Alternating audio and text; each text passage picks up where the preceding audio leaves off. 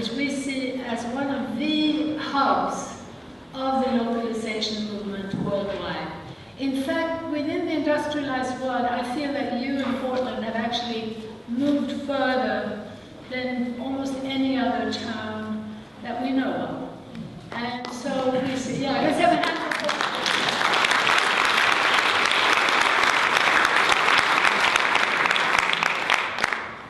So some people say to us, well, why do you need to do a conference on localization in Portland in that case?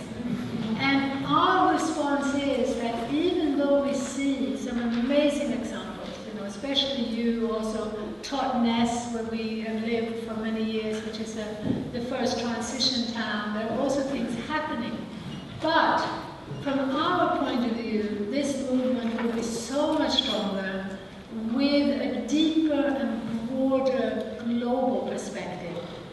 So my close friend, Wendell Berry, who's also on our advisory board and who has been one of the most articulate and you know, absolutely beautiful writing from him on localization. But he didn't agree, or maybe still doesn't, I haven't asked him, on the need to build up a cross-cultural dialogue and a global movement for localization. I have been convinced of the need for this now for 4 decades, from having worked on the other side of the world in the Himalayas, in a place called Ladakh, and also in Bhutan, which many of you will have heard of.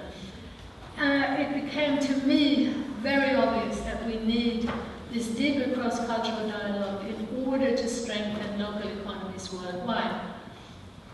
We still see a number of what we would call myths, keeping the corporate system not only in place, but actually growing more powerful. At the same time, we see, you know, wonderful and truly inspiring initiatives at the grassroots that give us a lot of hope and strength. But for us, really the localization movement needs to be thinking of itself as shifting away from the global towards the local. So we believe that the global financial system, which we got a little bit of a peek at in 2008, is not only highly unstable, but unfortunately, and dangerous. It's very, very dangerous. It's playing with our lives. We're allowing our governments to support a gambling casino, determine the price of our water, the price of our food, to support a military-industrial machinery that is actually becoming stronger. Because since 2008, as you know, most people have recognized, instead of bringing in the regulation that was needed to slow down and scale down this monstrously irresponsible, overheated gambling casino, what happened is that we've got to bail these banks out and then use our taxes from our hard-earned work to give million-dollar bonuses to gamblers. Unfortunately, that system has continued to grow.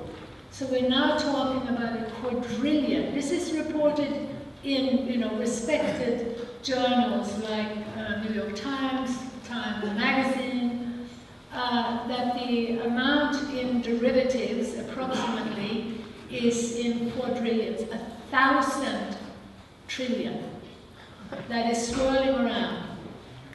I'm not saying this in order to frighten people. I'm saying this in order to argue that we need to be looking at that and saying a very clear, united, global no to further finance and trade deregulation. So we'll be talking more about this, but I do hope that all of you are aware that what's happening right now is that our presidents and prime ministers worldwide, and you know, I'm particularly familiar with Abbott in Australia, Cameron in the UK, and of course Obama here. These three men are very actively pushing new trade and finance treaties.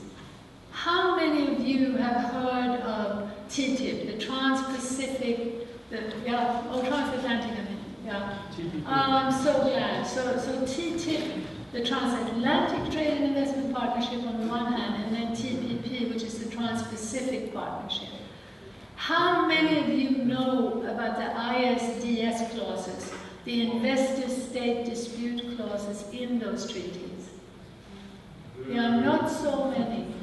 But those investor-state dispute clauses are just beyond belief. I mean, they are reifying. They are carrying on with an agenda that has already been accelerating since the ratification of NAFTA and the GATT, where corporations have been suing governments for in any way harming their anticipated profit. So these new clauses are being brought in that literally say, we will have the right to sue a government if you do anything to protect your environment or your labor, and if that in any way impedes our profits. So already now a Swedish nuclear power company, I'm from Sweden originally, and we voted virtually unanimously against nuclear power. But the government managed to say, okay, later, we will get rid of it later, and slowly, slowly, the movements grew weaker, and we do have nuclear power in Sweden. Anyway, Swedish nuclear power company named Waterfall, Vattenfall in Swedish, for those who can speak Swedish. Waterfall is suing Germany for 3.7 billion euros because they decided to phase out nuclear after Fukushima. In the meanwhile, another company is suing France for increasing their minimum wage. They're being sued. Australia is being sued by Philip Morris for their cigarette packaging, where they warn very carefully and very clearly the dangers of smoking. So I believe that we have an opportunity like never before to very rapidly build a movement away from globalizing, which is what this represents, deregulating global banks and corporations. Globalization, economic globalization is what that is, towards even shifting our subsidies, our tax monies, our investments in infrastructure, our regulations to strengthen local economies worldwide. There are other issues around looking globally which so strengthen the arguments for localization. One of them is that many people have thought in the last decade or so that the best way to end poverty in the third world, so-called, is to give women a loan, is to educate women and give them a loan. So let's support the schools in Nigeria, in India, in Ladakh, in Bhutan, and especially focus on women, and then let's give them a microcredit loan, and we'll have solved overpopulation, poverty, all the problems we face. As it turns out, 99% of those schools are training people for a job in the city. They are linked to a corporate globalizing economy. They end up contributing to mass urbanization, mass poverty and unemployment. The microcredit is about bringing debt into rural areas where there wasn't debt before. So you'll be hearing more about this. Maybe many of you are au fait with these issues, but I know that there are so many people out there who aren't, and who could be doing so much more to strengthen local economies, and realizing also that at the heart of the local economy lies food and food production. So for us, in rethinking the economy, shifting from global to local, we need to place basic needs at the center. Food and healthy, diverse, fresh, wholesome food for people worldwide needs the strengthening of localized, at least regionalized fabrics, shortening the distance between producer and consumer, diversifying production. This is something that most people will recognize as of fundamental importance. But we need a stronger movement. We need, even in Portland, I'm afraid that if we did our research, probably only 15% of the food consumed here would be from the region. We can move towards What would the ideal be? That needs to be developed through research and discussions. The ideal, the optimum may be 60, maybe 80% of the food. Certainly more than 15. So thank you so much, all of you in Portland, for doing what you're doing already. And we hope that you are going to be part of our international alliance. We are hoping that you'll be interested in being one of the central hubs for this localization movement that is growing globally. It's growing rapidly. It's inhabited by people who every day, as they engage in this movement, gain strength, gain wisdom, and gain hope. Thank you.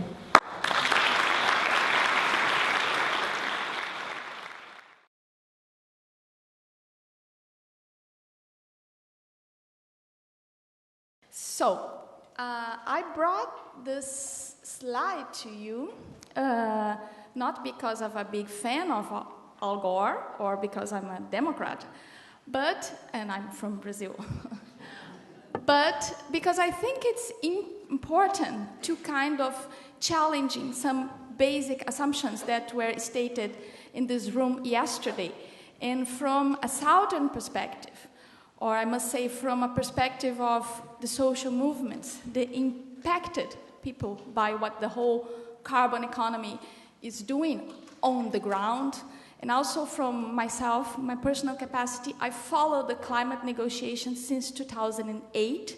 I have attended all the COPs, and so I follow from within. So my level of naiveness, it's kind of... So what Mr. Al Gore says, I cannot read from here. It's, we need to put a price on carbon. I think there's a lot of people here that are even working towards that. But see what it says next. In the markets, we have to put a price in denial. Next slide. Okay, I have to do myself. Of course, will not work. Okay. This is what we are heading for. This is the World Bank carbon unit. No? I cannot say that the World Bank is our comrade or that we can align ourselves with the World Bank. But the World Bank is leading the Put a Price on Carbon coalition that was launched. They have been working towards this since 2007, but it was launched very loudly in last October in New York during the Climate March. And the people who have signed the coalition include more than 74 countries by now, 11 states and provinces and cities, including Portland, California, and also over 1,000 companies. Among those companies, you can see people who are supporting to put a price on carbon: Royal Dutch Shell, British Petroleum, Neste Oil, Statoil, which is the Norway, Unilever, Veolia, GDF Suez, a major corporation involved in privatization of water, Deutsche Bank, BHP Billiton, Alstom, and all the reinsurance companies from Switzerland, among many others. So what I want to raise here with this, what we are seeing is that put a price on carbon has become a mantra, and you can hear that all the time coming from the corporate world. If you look over the last Davos meeting, where that slide from Al Gore I took from, it's like this is what has to go through. The idea that we need to price carbon. And in pricing carbon, it doesn't matter if it's a tax, if it's a budget, carbon budget, or if it's a full established carbon market. No? We are seeing with a lot of worry how China has already established in 7 provinces the carbon marketing schemes, and they are kind of linking already to the European Union trade schemes, which is the largest climate policy in the world. And this is something you need to be aware that we have the largest carbon market so far. It is a public policy. No? So sometimes, those things do not really come true. And that, of course, there is a big push towards the subnational schemes. What you have here in California, in the neighbor state of California, because the United States, it's not already up to a carbon market, the provinces say, no, we will take the lead.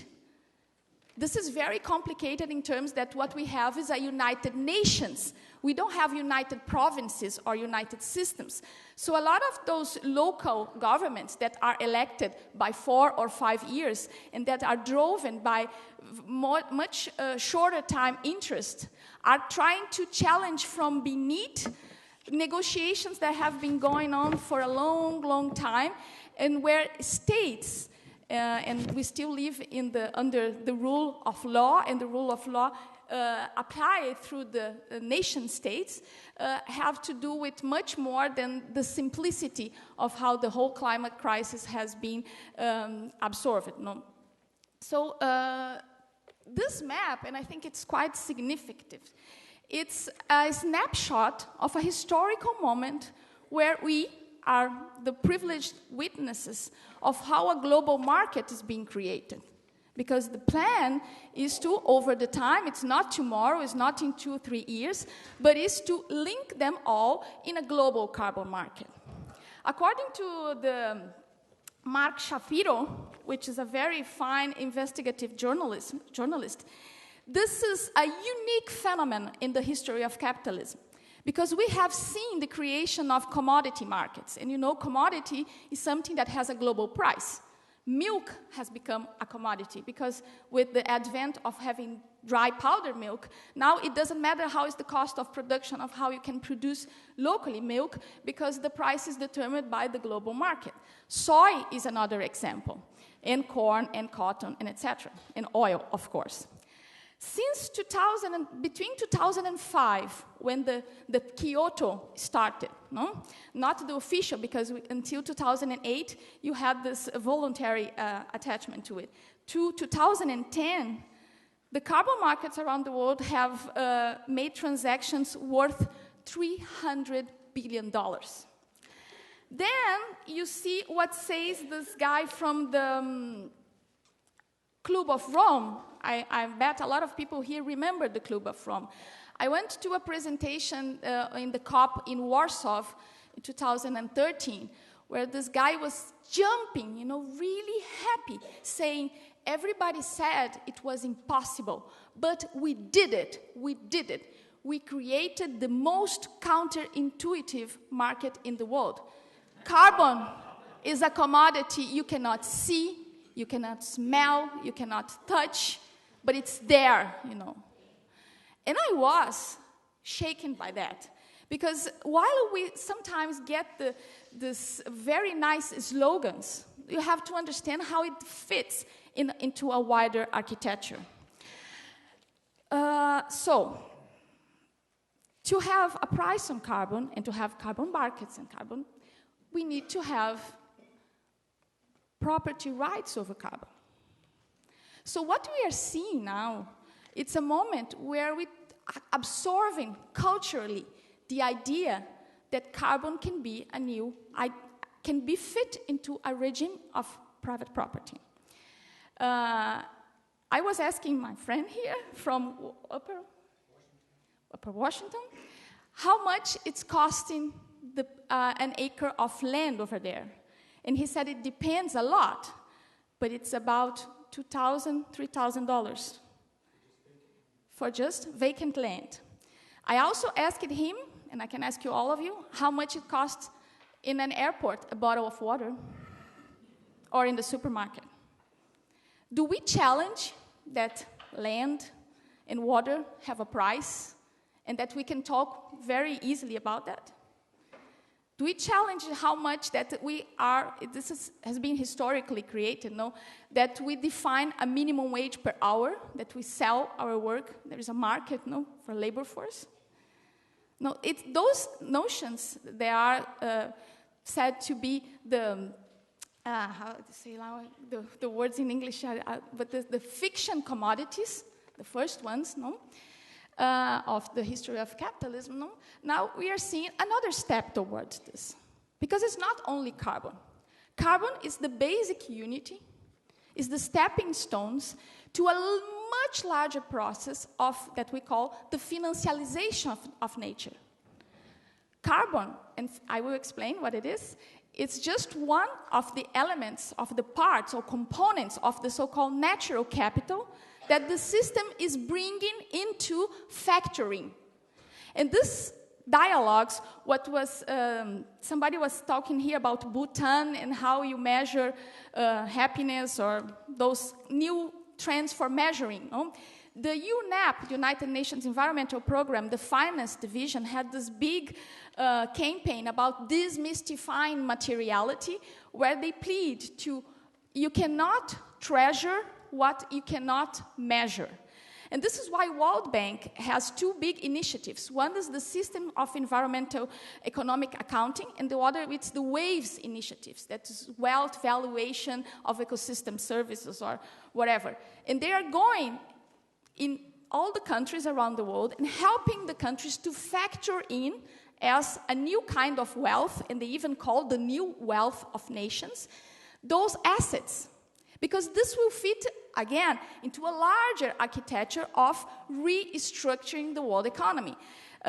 Very recently, Cristina Figueres, which is the Secretary General of the UN Convention of Climate Change, asked Rachel Kite, which is Vice President of the World Bank and Special Envoy for Climate Change. They have been very vocal and open, saying carbon is going to be the currency of the 21st century. Because we do have, and this is a very strong issue on the G20, we have a crisis of the currency exchange rates. No?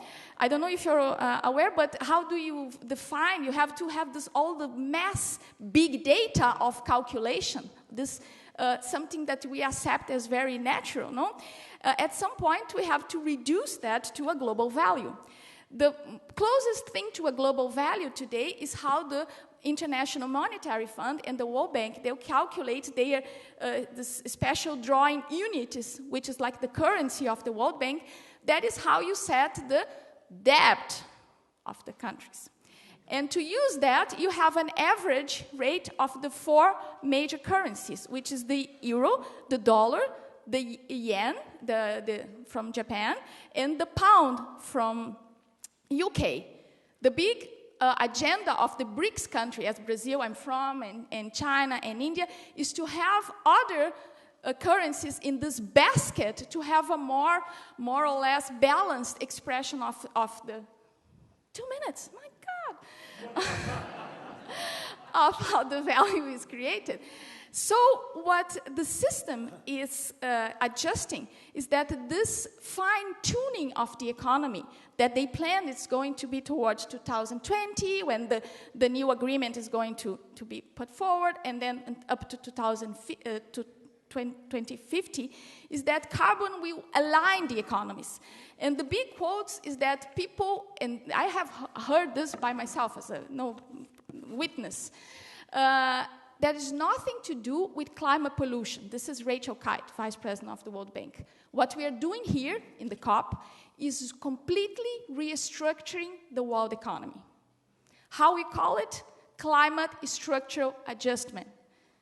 The WTO, World Trade Organization, is working strongly to close a package of environmental goods and services where the whole trade regime is going to factor in the carbon content of the commodities. So you can have carbon tax, carbon border adjustment tax. You can give preference, for example, to import aluminum or glass profiles from China that are certified that they have lower carbon content. And I can list of you, because this is kind of a complicated subject to really introduce in the 15 minutes. But what this represents and calls us to debate deeper is that we cannot take in such a light way the idea that there is a ready solution, and if, as the Lord Stern and the economists of climate change have said, that climate change is the largest market failure, We cannot accept that the markets are going to be the biggest solution. Especially because, if you remember, I think Bio referred that yesterday, that it's a new metric system. It's a system to measure everything. And you don't use it, the metric system, the US, neither the UK, which is, I think, is quite emblematically because we're the first and the empire, the empires. But the metric system was designed, there was an expedition supported by the French to have a unit that would facilitate international trade. And this is how the meter, the kilo, they were all invented. Because people did trade always. We had markets everywhere. Every culture, they exchanged things. But the idea that this exchange has to pass through a unified global measure has to do much more with reproduction of capitalism than anything else. So I'm looking forward for us to deepen this debate. I'm very sorry that the time is short, but I thank you for listening. Thank you.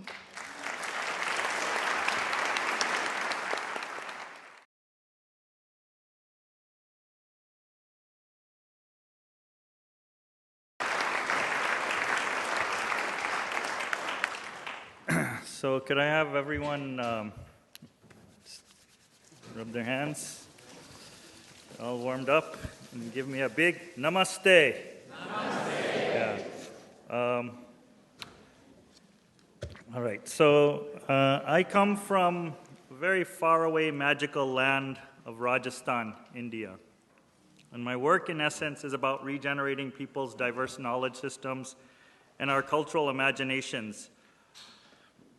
I work to inspire young people from all over India to understand that they are not school dropouts or failures, but rather walkouts. They have left the rat race dream of the so-called mainstream global economy and the mainstream education system and now are ready to walk onto new possibilities based on localization. My journey has led me from a place to where I believe that modern schooling was a solution to all of the world's problems, to a place where I now see it as one of the roots of the problem. I used to think that the education system was broken and we needed to fix it. Over the years, I have understood it to be a well-running machine for destroying the human conscious, deep human connections, and diverse human creativities. Today, I would like you to consider the possibility that modern schooling is one of the greatest crimes against humanity.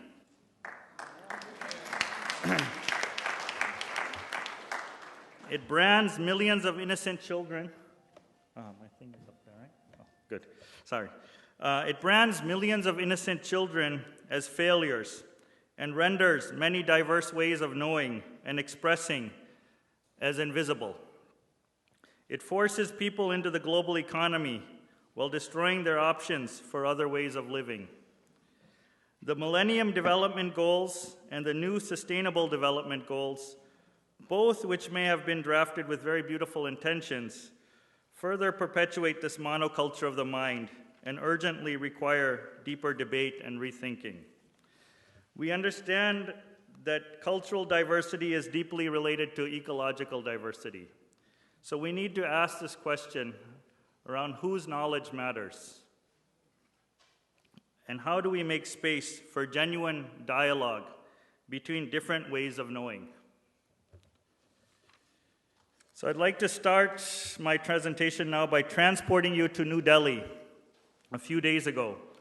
I was with over 5,000 small farmers and representatives of several social movements from all over the country who had marched to challenge the new executive order by Prime Minister Narendra Modi, which overturned certain key provisions of the Land Acquisition Act. Restrictions on buying land are cited among the barriers holding up projects worth almost $300 billion in sectors such as rail, steel, mining, and roads. So in a push to placate corporate investors, the new government decided to step in and remove its own transparency and safeguards, like the need for obtaining the consent of affected landowners and carrying out social impact assessments when it wishes to acquire private lands. So on Parliament Street, these 5,000 plus mostly uneducated folk slept on the road, waiting to hear whether the government was willing to review their appeal. Their beds consisted of a thin plastic cement bag on the cold ground. The neon red traffic light flashing all night was a reminder of the restlessness of city life. 24 hours later, their demands were turned away by the government. This was expected because a dilution of the critical provisions of the ordinance would have compromised Mr. Modi's image as a tough, decisive global leader, besides disappointing his key constituency of big business. But facing opposition from allies and amid fears of being branded as anti-farmer, the government softened its stand a bit on the Land Acquisition Act, saying that it's open to accepting good suggestions on their land reforms. During this time, the issue was framed as small farmers versus development. The finance minister warned, "Don't create an environment where infrastructure and industry become bad words." Several arguments were debated in the media which are worth observing. So one is, these villagers are uneducated and therefore unqualified to know what was best for their communities. They are being misguided by anti-national activists. Another observation was, these people do not want to do farming anymore. Farming accounts for very little of their daily income. The educated youth wants to sell their small parcels of land and move to the city. Another observation was, there are 180 million educated youth coming into the workforce in the next 10 years. We need to jumpstart more large-scale factories and special economic zones so that we can provide jobs to these young people and stave off massive unemployment. Removing barriers to land acquisition is the key to more development and economic growth. As you can see, the links between the dominant global economy and modern schooling run very, very deep. The moral basis of corporate rule and unlimited economic growth rests on the rationale of the white man's burden. Basically, it was our moral duty to civilize the illiterate savages by providing education to them, lest we be accused of violence, exploitation, theft, rape, etc. We had in one swift blow silenced their wisdom by deeming them as uneducated and incapable, and empowered ourselves to assume control of their resources and guide them on how to lift themselves from poverty and become a quote-unquote developed, democratic, healthy, and now in these days, sustainable society.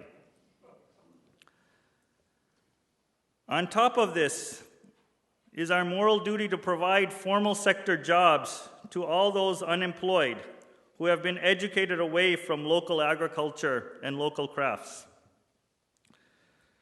To carry this out, the dominant logic tells us that we need more economic growth and need to invite more foreign direct investment, trade, and multinational corporations to do this. The goals of education, development, and progress cannot be questioned. There is no alternative. Our imagination is trapped in a vicious cycle of reform. So I spent some time talking with the protesters. I asked them about their homes, their lands, and their families. They told me that the land and farming is very important to them. They do not want to sell it, even if it paid more money. I asked them why their kids have not come with them to participate in this important protest. They tell me it is because they are in school. I silently wonder whether the next generation of school-going villagers will have the same love of their lands and deep solidarity bonds to their communities. You must have heard that there have been some 300,000 farmer suicides in India since 1995. But what you don't know is that the modern education system is every day murdering the dream of being a small farmer. This is strange because 65%, or something like 650 million people, still are linked to farming. But today in schools across the country, if a child by rare chance raises his or her hands and says they would like to be a farmer in school, they would get severely ridiculed and humiliated. The only professions worth aspiring for are doctors, IT engineers, or government servants. White-collar jobs are portrayed as more prestigious for marriage prospects. Let me give you a few more examples of what I've seen in village India. The culture of schooling teaches children that their elders did not know how to farm properly and were not capable of managing their own affairs without the state. Manual work with the hands is shameful and drudgery. Sweating is bad unless it happens in a gym. Progress lies in replacing one's labor and one's community collaborations with large-scale mechanized technologies and shifting from growing food crops for consumption, what we call she crops, to growing cash crop agricultural commodities for export, like soya, cotton, and sugar, he crops. The culture of schooling teaches children that learning only happens in the classroom and knowledge is only in textbooks. What is worth knowing is what appears on the black and white examination papers. Spending so much time in the four walls of the classroom and extra tutoring classes does not leave much time to develop deep emotional and spiritual relationships with the fields, the trees, the rivers, and the animals. So these slowly shift from being family members to becoming commodities. The culture of schooling teaches children that competition and individual achievement are absolutely essential for success. In a system based on harsh external authority, children lose trust in themselves and in each other. This has led to a breakdown of the joint family system and commoning bonds of mutual sharing, caring, and collaboration. It is amazing to see how rapidly the idea of family changes in one generation of schooling. From in the time of, I would say, my father, if you ask people to visualize what their family was, they would have about an image of at least 100 to 200 people in the image. And today, for most children, the family image is 2 parents and 2 kids.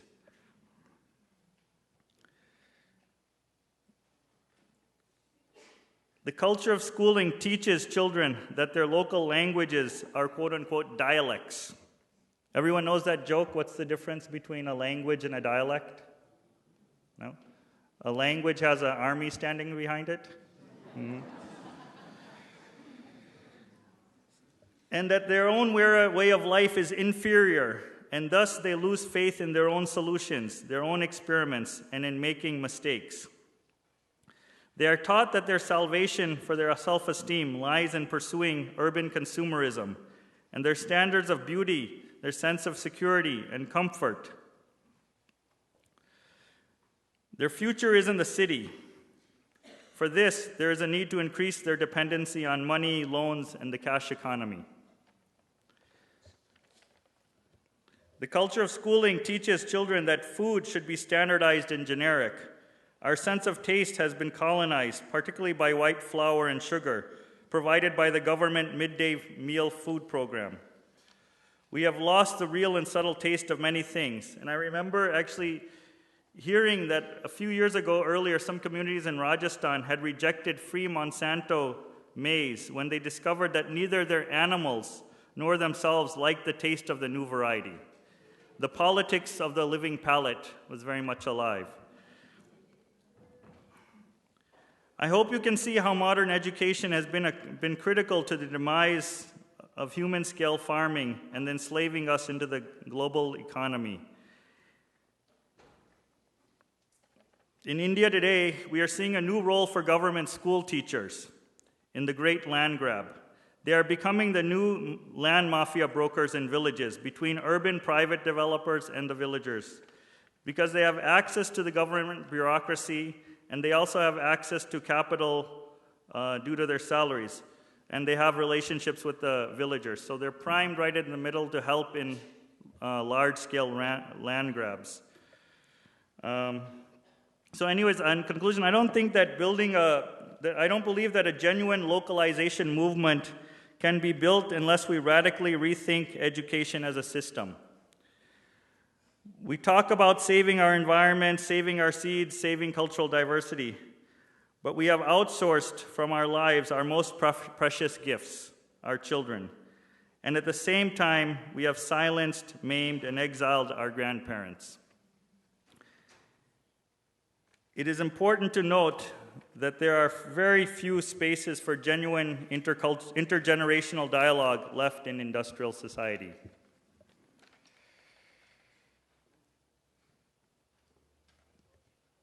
So I would just like to conclude by highlighting that there's a growing movement around the world towards the idea of people's universities, and I've been involved with co-founding one of these 5 years ago. These are very conscious attempts to both strip away the moral legitimacy of formal schooling and to resituate the idea of the university in people's diverse knowledge systems.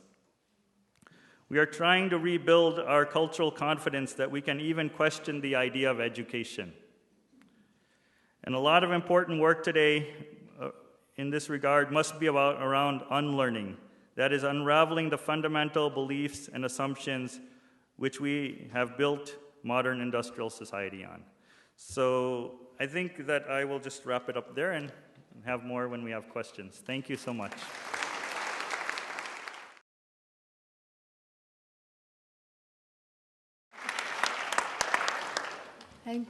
Thank you. Thank you very much. We love Portland, and as I said, we hope to have an ongoing relationship with you guys.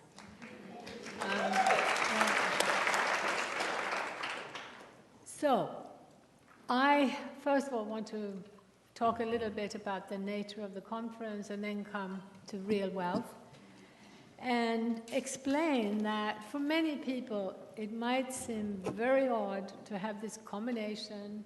On the one hand, paleo diet, on the other hand, the magic vision of Charles, and on the other hand, measurements of, new measurements for GPI instead of GDP. A very broad mix we have here. I actually think that developing a certain axis for thinking of this can be helpful. I know that my colleague Charles will probably think of this as too Western and intellectualized, but I think that a certain axis to see the framing of all of this can be helpful.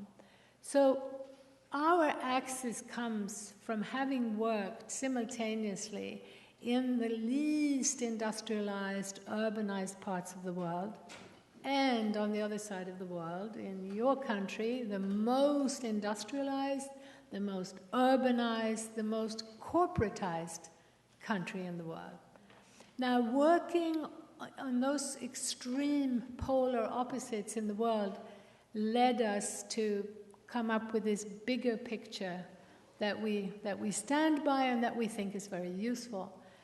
Now, as it turns out, that big picture is also about looking at where we are right now and where we might want to end up, or where we want to be. And as I try to say in my book, Ancient Futures, I see an intuitive turning, very similar to what Charles is talking about. There's an intuitive turning towards the magic, the beauty, the mystery, and the life of the natural world, turning towards nature. There is a huge shift going on where we are often in unconscious ways turning back to what ancient, nature-based, embedded cultures knew all along. That is, we are the natural world. Our health, the health of Mother Gaia are one.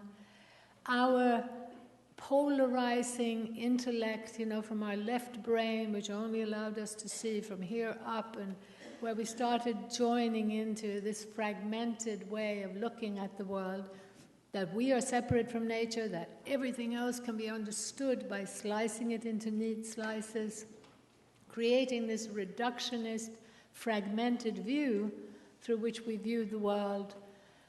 We're beginning to turn away from that in 1,000,001 ways. I mean, there are so many practices, of course, meditation being the most fundamental, but there are even now technologies that are probably quite valid in helping us to balance our brain back to a better equilibrium between that left brain, which we do need every time we take an action. We are using a type of analysis or reductionism, but every time we calm down and slow down and to contemplate the whole, it's the other side of the brain.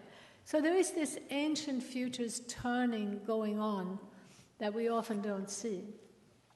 But we believe, passionately believe, that, as I was saying in the opening evening, that we actually need to engage in a bit of both. In other words, we need what we often call both resistance and renewal.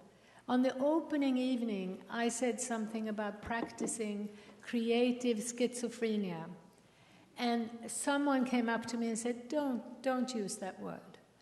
I suffer from schizophrenia, don't use that word. So I take that back. Another way to talk about it is that we need to engage in both resistance and renewal.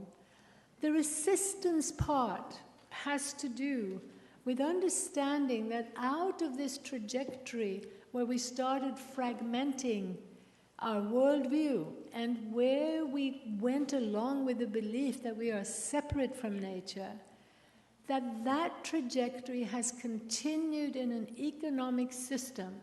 It is a techno-economic system of big money linked to technology, taking us further and further away from the natural world, carrying us without us seeing the process. So so one of the things that we need to do in terms of resistance is to understand what is that trajectory, how is that working? And as I think I said on the opening evening, it's crucial and really empowering to understand that the trade treaties, bilateral, multilateral, under WTO, outside the WTO, this has been a thread, a vehicle whereby our political leaders have gone along with deregulating global banks and corporations. Deregulating the multinationals has been about giving them freedom. And that freedom, as I said the other night, is about them being allowed to sue our government if our government protects the environment or our health or our well-being, our jobs. So please, please do pay attention to that. It will mean a bit of your intellectual left brain engaging. Don't have to become an economist. Do not have to read those trade treaties, which, by the way, only teams of lawyers can decipher. They are made by teams of lawyers, for teams of lawyers, who work for the corporations, and those same lawyers can represent a corporation in the morning, and in the afternoon they can stand as judges in these tribunals where the corporations sue government. It's utterly mad. We would be laughing this out of court, out of our world, out of our society, if we just knew about it. So there is this invisible thing going on in a trajectory that takes us further away from what we long for, which is that deeper connection. So do commit to at least devoting a little bit of your time to that resistance, while giving at least an equally big chunk of your time to the renewal. And what does the renewal look like?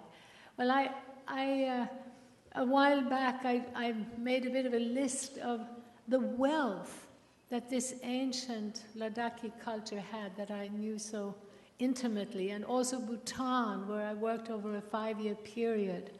In these cultures and others that I came to know, there was this incredible real wealth. And these are just some of the factors that wealth consisted of. Daily exercise and movement.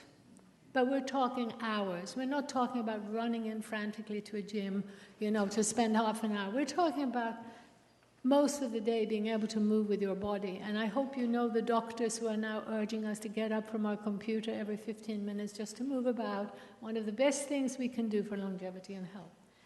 They had fresh, healthy, local food as a given. They had plenty of time, and as we've been hearing, the importance of time, plenty of time. Leisure time and time to do everything at a human pace. We are running after our technologies. We need another whole conference just to look at how we're ending up trying to keep up with the speed of our technologies rather than allowing our technologies to really serve us. This is why we're running so fast. Everyone engaged in song, music making, and dance.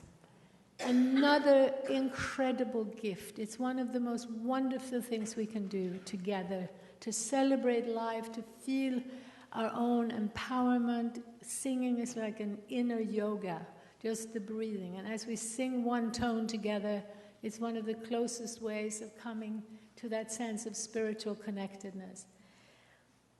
Meaningful work, meaning that people had the right and the ability to see the product of their labors, to actually see that they had done something, accomplished something. There was no such thing as unemployment. And remember, there are still many cultures living in what we call the poorest of the poor parts of the world that have this wealth. No unemployment.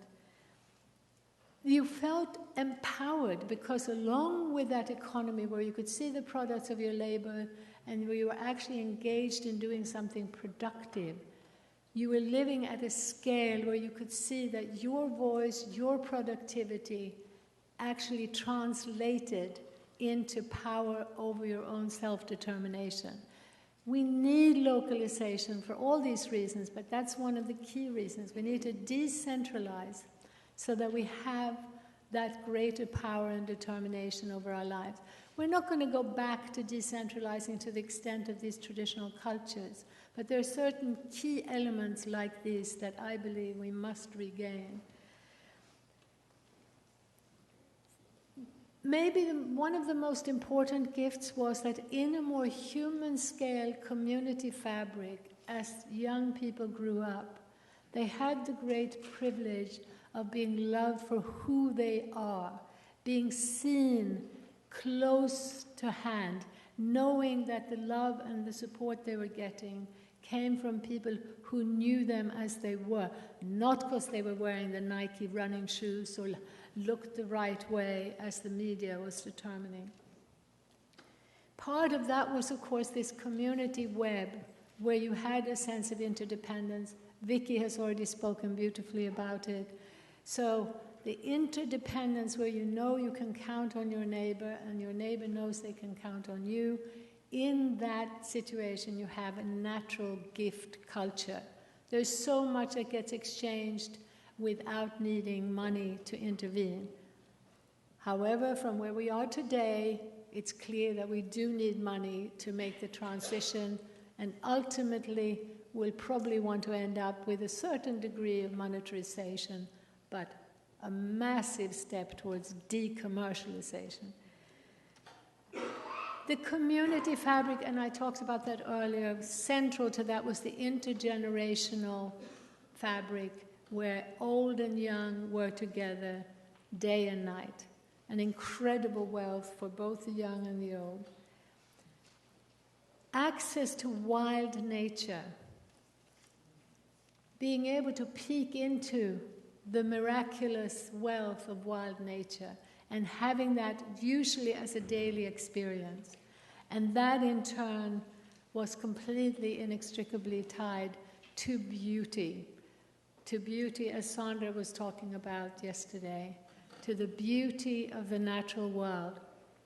And this in turn was also part of a cultural way of being where your spiritual connections to the living world and to other human beings, your spiritual connections were an experience of every day linked to traditions of quieting the mind, of quite consciously encouraging a spirituality which, as I experienced it in these cultures, was more along the lines of what Eckhart Tolle says in The Power of Now. In other words, it took me many years to realize that what I was witnessing was people who were moving in and out of that expansive, quiet mind and space, and then saying, how are you today?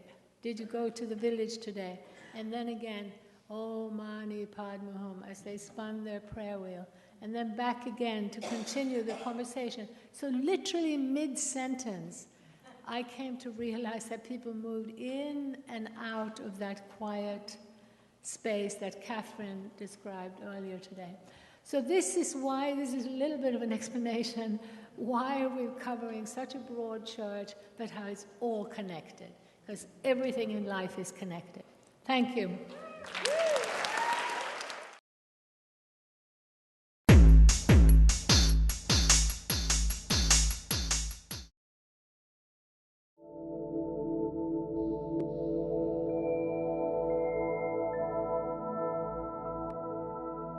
In every corner of the world, we are being pressured by a monoculture, a global consumer monoculture.